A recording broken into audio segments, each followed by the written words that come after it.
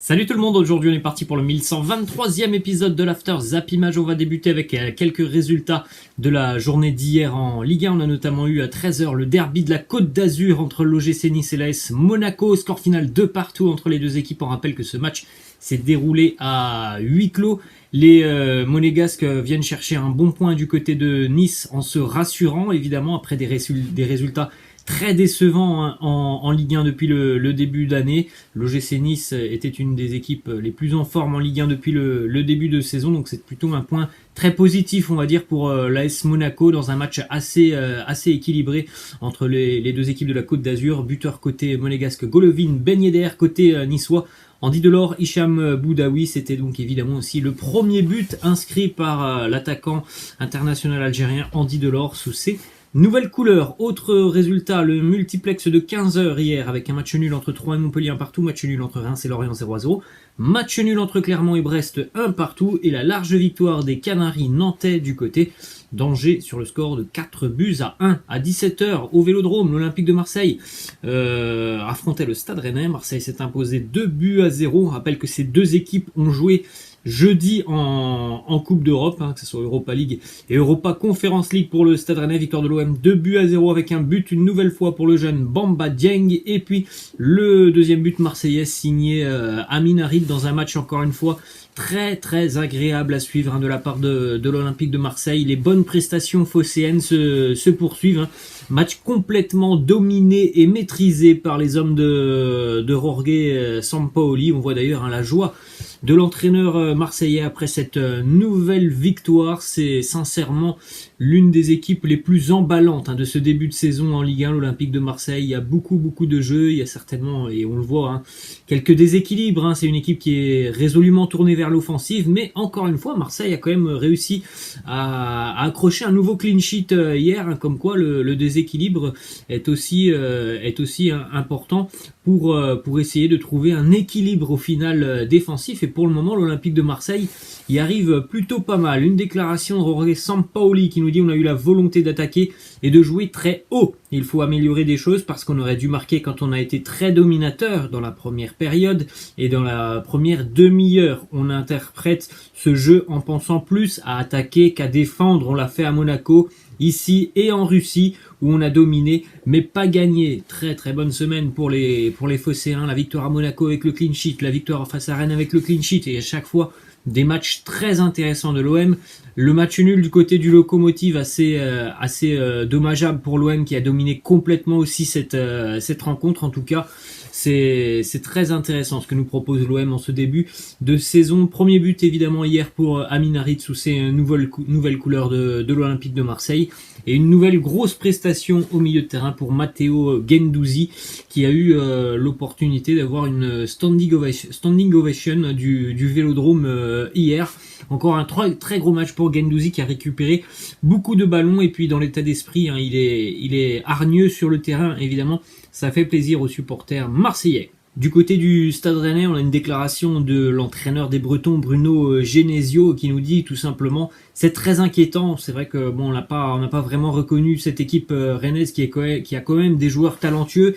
Hier, les Bretons se sont fait marcher dessus, que ça soit tactiquement, mais aussi physiquement. On a vu une bien triste équipe rennaise hier. C'était dans la lignée de ce qu'ils nous ont montré la semaine dernière à domicile en Ligue 1. Il y avait eu pourtant du mieux en milieu de semaine face à Tottenham en Europa Conference League, mais là c'était quand même pas très beau ce que nous ont présenté les Bretons hier. On terminé sur ce match entre l'Olympique de Marseille et le Stade Rennais. Malheureusement, hier en début d'après-midi, on a appris une bien triste nouvelle avec le décès de René Malville, supporter historique et inconditionnel de l'Olympique de Marseille, bien connu notamment sur les réseaux sociaux, bien connu aussi du Phocéen. C'est quelqu'un qui avait un certain franc-parler. On a évidemment une pensée pour lui et pour toute sa famille. On enchaîne les amis avec cette image du Parc des Princes hier. Le parc était chaud bouillant pour cette très belle affiche de Ligue 1 entre le Paris Saint-Germain et l'Olympique Lyonnais. On a l'impression de revoir le parc d'il y a plus de 10 ans maintenant, avec des virages en feu. Donc une très belle ambiance hier du côté de Paris pour ce grand match entre le Paris Saint-Germain et l'Olympique Lyonnais. Et malheureusement pour les Gaunes, C'est un véritable coup de massue pour les hommes de Peter Bosz, battu à la 93e minute par Mauro Icardi, alors que sincèrement sur l'ensemble du match, le nul aurait été très très mérité pour l'Olympique Lyonnais. Ça aurait été logique tout simplement de voir les deux équipes se quitter sur un score nul de 1 partout. Malheureusement, voilà, un petit oubli défensif du côté de l'Olympique Lyonnais à la 93e. Mauro Icardi est vraiment trop seul dans les 6 mètres et le bon centre de Kylian Mbappé vient trouver la tête de Icardi qui n'a plus qu'à croiser sa tête dans le but d'Anthony Lopez. L'OL avait ouvert le score en début de seconde période par Lucas Paqueta qui a d'ailleurs fait un très gros match. Égalisation signée Neymar pour le Paris Saint-Germain sur un penalty plus que litigieux. Et donc le but pour Mauro Icardi qui est entré à une vingtaine de minutes de la fin du match. Mauro Icardi qui est très souvent décrié d'ailleurs du côté de Paris. En tout cas hier son entrée a été déterminante en toute fin de rencontre. Petite statistique sur Kylian Mbappé qui a donc délivré cette passe décisive hier pour Mauro Icardi. Kylian Mbappé est désormais impliqué dans 150 buts depuis ses débuts en Ligue 1 le 2 décembre 2015. 111 buts, 39 passes décisives, c'est au moins 35 de plus que tout autre joueur sur la même période. Ensuite, on a une déclaration de Jean-Michel Aulas, le président de l'Olympique Lyonnais, qui se dit très fier de ses joueurs. Il nous dit: on est très fier de nos joueurs ce soir. On a réussi à bien gêner cette équipe du Paris Saint-Germain. Ce penalty de Clément Turpin est une aberration. La VAR aurait dû intervenir. La décision n'est pas normale. Moi, personnellement, je suis d'avis et d'accord avec Jean-Michel Aulas. Pour moi, voilà, il n'y a pas pénalty sur Neymar hier. Voilà, Clément Turpin a pris une autre décision. Petite stat sur Lucas Paqueta qui a inscrit hier son 3e but de la saison avec l'Olympique Lyonnais. Rayonnant au milieu de terrain, Lucas Paqueta, malheureusement pour l'OL. Ce déplacement du côté de Paris ne leur permet pas de ramener un point qui aurait quand même été bien mérité. Petite information sur Nuno Mendes que l'on a vu hier un titulaire, le jeune latéral portugais, et sincèrement on a vu quand même de très bonnes choses de sa part. On avait déjà vu une très bonne entrée face à Bruges. Là, c'est dans la lignée. Le garçon est quand même très, très, très talentueux, que ça soit techniquement, physiquement, dans le volume de course, dans ses placements. Il a quand même énormément de qualité pour un joueur de 19 ans.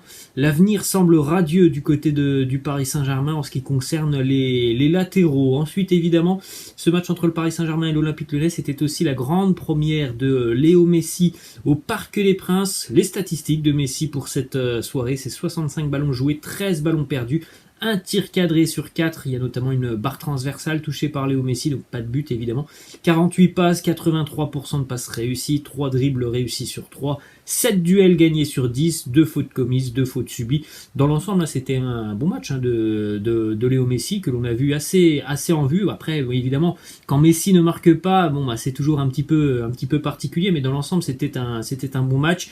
Il était un petit peu plus effacé sur la seconde mi-temps. C'est peut-être pour ça que Mauricio Pochettino a décidé de sortir et de remplacer Léo Messi hier à la 75e à peu près, remplacé par Achraf Hakimi, un choix évidemment très très fort de Mauricio Pochettino, un choix qui peut certainement conforter Pochettino puisque quelques minutes plus tard, même si c'est pas Hakimi qui va être décisif, en tout cas Icardi le sera, lui Icardi qui est rentré quelques minutes plus tard et qui va donc délivrer le PSG dans le temps additionnel. Regardez cette image lors de la sortie de Léo Messi et la tête de Léo Messi qui regarde Mauricio Pochettino. Messi qui a l'air très très surpris et certainement aussi très déçu de sortir de cette rencontre. Visiblement, Léo Messi n'a pas beaucoup apprécié d'être remplacé, en tout cas ce que l'on peut dire.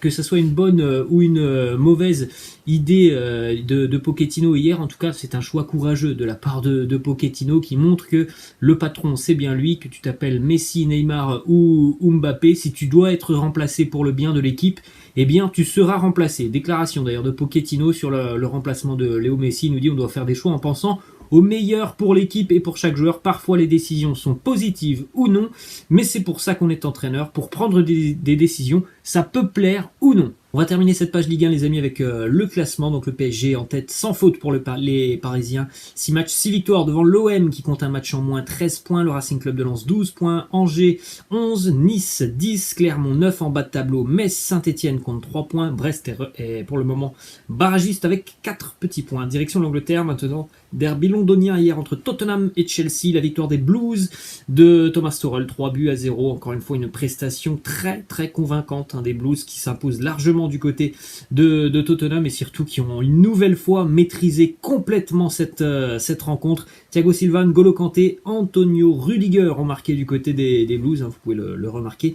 Il n'y a pas de profil offensif qui ont marqué hier pour les Blues de Chelsea. Le sourire pour N'Golo Kanté qui était donc de retour, ça fait quelques semaines voire quelques mois maintenant qu'il est un petit peu gêné par des pépins physiques. Hier il était de retour, encore un gros match pour N'Golo Kanté. En plus de ça, un petit but. Les statistiques de Chelsea qui restent comme maintenant sur 6 derbys consécutifs en Première Ligue qui viennent donc d'être remportés. Et sur ces 6 derbys, c'est seulement un petit but encaissé par les Blues de Chelsea et cette défense toujours très très solide. Victoire contre Tottenham, Arsenal, West Ham, Crystal Palace, Tottenham et Fulham. Ensuite, on enchaîne avec le résultat des Red Devils de Manchester United. Une nouvelle fois, les Red Devils continuent leur série incroyable à l'extérieur. Ça fait plus d'1 an que Manchester n'a pas perdu un match à l'extérieur en Première Ligue. Victoire hier 2-1 du côté du Stade Olympique de Londres face à West Ham. Pourtant c'est Benrahma qui avait ouvert le score pour les Hammers. Égalisation juste avant la mi-temps de Cristiano Ronaldo.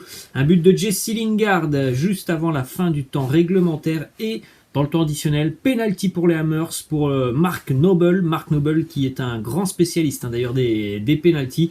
Eh bien, il en a raté un hier. C'était le premier penalty raté par Mark Noble depuis décembre 2016. À l'inverse, c'était aussi le premier penalty arrêté par David De Gea sur ses 21 dernières tentatives. Comme quoi, toutes les séries ont une fin. Dans l'ensemble, évidemment, c'est une victoire méritée pour les Red Devils de Manchester United, même s'il faut encore une fois saluer la prestation des Hammers de David Moyes. Là aussi, c'est une équipe très très agréable à voir du côté de la Première Ligue. Les stats de Cristiano Ronaldo depuis son retour avec les Red Devils, c'est un doublé face à Newcastle, un but face aux Young Boys, un but face à West Ham. À noter que Jesse Lingard a marqué hier face à son ancienne équipe où il a été prêté la saison passée, 4 jours après avoir fait une énorme bévue en Champions League face aux Young Boys de Berne. Et bien Jesse Lingard s'est bien rattrapé hier. On enchaîne du côté de l'Espagne maintenant avec le résultat du Real Madrid. Les Merengues s'imposent 2-1 du côté de Mestalla face à Valence. Hugo Duro avait ouvert le score pour les Valencians à la 66e minute. Et puis regardez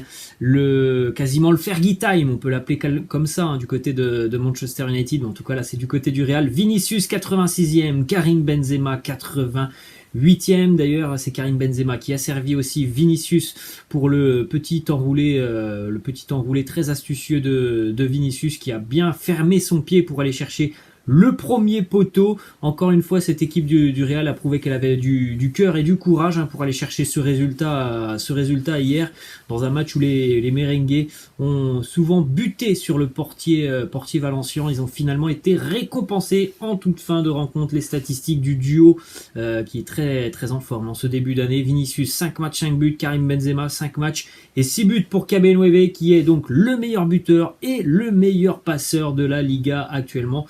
C'est très très fort ce que nous propose Karim Benzema en ce début de saison. Ensuite, on a une petite image, c'était du côté du centre d'entraînement de Barcelone. Ronald Koeman au volant de son véhicule, il allait certainement rentrer chez lui. Un supporter qui l'a interpellé avec une insulte. C'est pas toujours très très simple pour Ronald Koeman du côté de Barcelone. Il y a pas mal de supporters catalans qui demandent son départ. Donc là vous avez ce supporter qui a demandé à Ronald Koeman de laisser Riqui Puig jouer sur le terrain avec une insulte évidemment à la fin de sa phrase. Ensuite direction l'Italie maintenant, un gros match hier entre la Juve et l'AC Milan, score final 1-1, Alvaro Morata et puis la clim Dante Rebic côté Rossoneri dans un match encore une fois très décevant de la part de la Juventus qui franchement ne progresse pas énormément sur ces 4 premières journées de Serie A. Les résultats sont très très décevants et le jeu est pour le moment aussi très décevant côté turc. turinois. Alvaro Morata a inscrit son 50e but sous les couleurs de la Juventus hier en 142 matchs. Déclaration de Max Allegri qui nous dit « Je me suis trompé dans les changements, j'aurais dû faire entrer des joueurs à vocation plus défensive lorsque le match était dans la poche. » Première défaite aussi pour la Roma de José Mourinho. Le club de la Louve s'est incliné du côté de Vérone face au Hellas sur le score de 3 buts à 2. On enchaîne du côté de l'Allemagne avec le résultat du Borussia Dortmund qui s'est imposé 4 buts à 2 face à l'Union Berlin. Doublé pour Erling Haaland, un but aussi pour Rafael Guerreiro. Et encore une fois, Erling Haaland s'est montré décisif hier. Ça fait déjà 7 matchs consécutifs pour Haaland avec au moins un but inscrit donc sur ces 7 matchs. La machine à marquer norvégienne ne s'arrête plus. Sur ses 11 derniers matchs, toutes compétitions confondues, c'est 16 buts, 2 triplés, 3 doublés, 4 passes décisives. Une petite statistique aussi, depuis février 2021, seuls Robert Lewandowski et Erling Haaland ont marqué plus de buts que Karim Benzema dans les 5 grands championnats européens. Ensuite, on va terminer donc du côté de Dortmund avec cette petite information.